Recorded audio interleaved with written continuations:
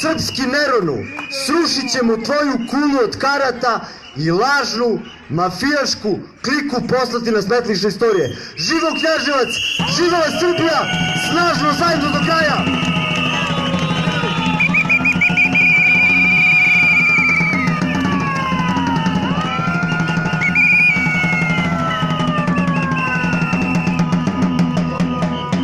Da, to je on, Ivan Mandić, hvala puno Ivane.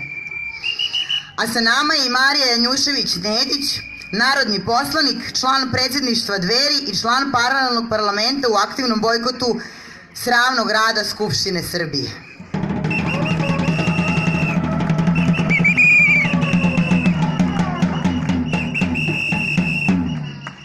Slobodni Knjaževčani, pomaže Bog i dobroveče.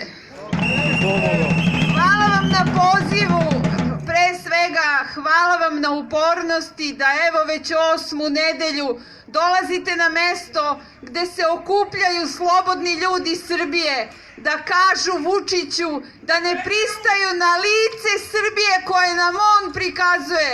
Lice Srbije nisu naslovne stranice dnevnih novina, niti svakodnevna izveštavanja šta se dešava u realitiju. Lice Srbije je ovo ovde, naša omladina, naši sportisti, naši naučnici. Moj sin mi kaže, mama, što ti pričaš protiv Vučića, pa svi koji dođu da te čuju znaju da on ne valja, zato su i došli da nešto promene. Predloži im nešto novo, predloži im šta da urade da bi bilo bolje. Ali ja sam, nažalost, u nemogućnosti da vam predložim bilo šta, dok ne sklonimo Aleksandra Vučića, njegove lopove, secikese i ubice sa vlasti.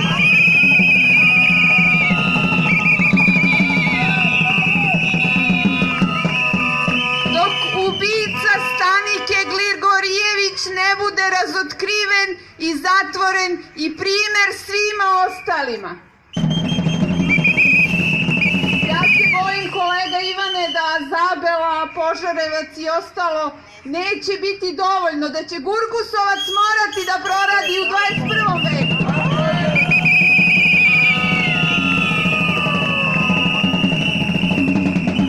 Još jedna stvar, ja razumem da mi tražimo ostavke i to je sasvim u redu, ali mislim da smo svi svesni da ostavki neće biti, da oni neće otići sami, da ćemo morati da ih oteramo motkama, znate kakvim, i to pravo u zatvor.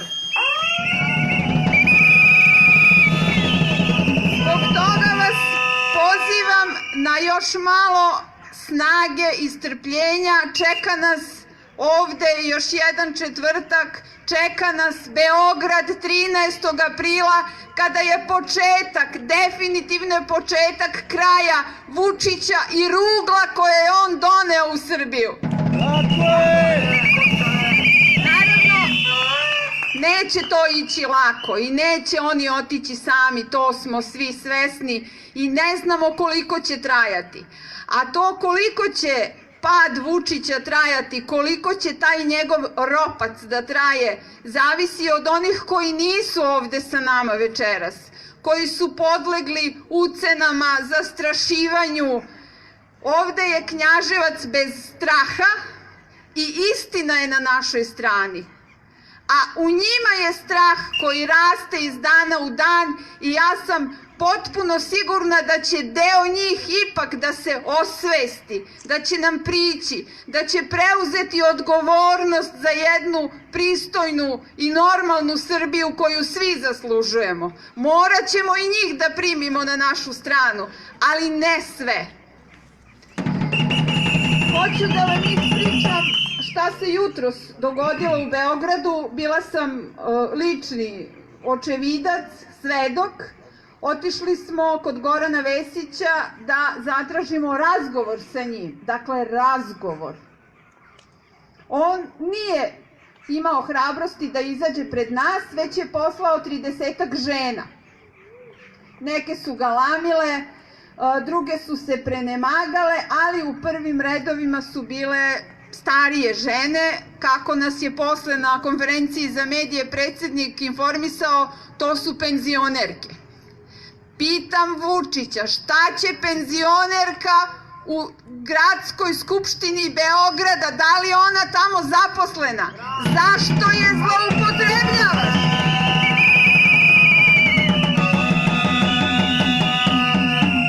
Zašto zloupotrebljavate žene, a optužujete opoziciju da to čini?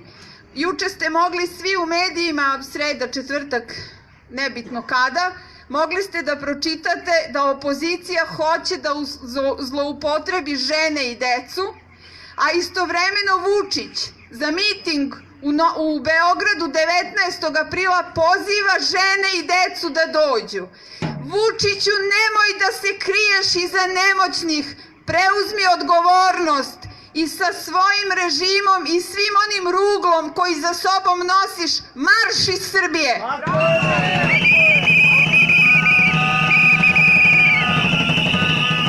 Ja sada, uz svo poštovanje svima vama i svima koji u 100 gradova u Srbiji šetaju i iznose svoje nezadovoljstvo, i verujte mi, znam, isto važi i za vas, potpuno sam sigurna, svi ti ljudi bolje znaju da vode svoje lokalne samouprave nego to što to čini Srpska napredna stranka sa svojim pulenima, klovnovima koje postavljaju.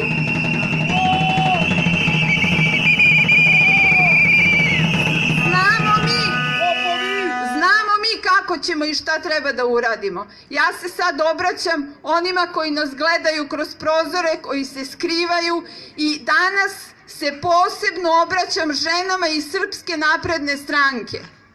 Osvestite se, ne dozvolite da vas zloupotrebljavaju. Vaši partijski drugovi su u ovoj državi prodali sve. Nemojte da vi, žene iz Srpske napredne stranke, sada prodajete i ono što nam je poslednje ostalo, naše ljudsko dostojanstvo.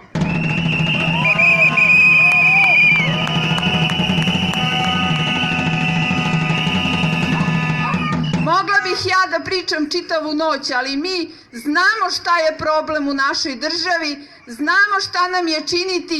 Vidimo se 13. u Beogradu i vidimo se zatim u slobodnoj Srbiji, da možemo da normalno i ljudski razgovaramo o našim razlikama i kako dalje. Hvala, živeo Knjaževac, živela Srbija!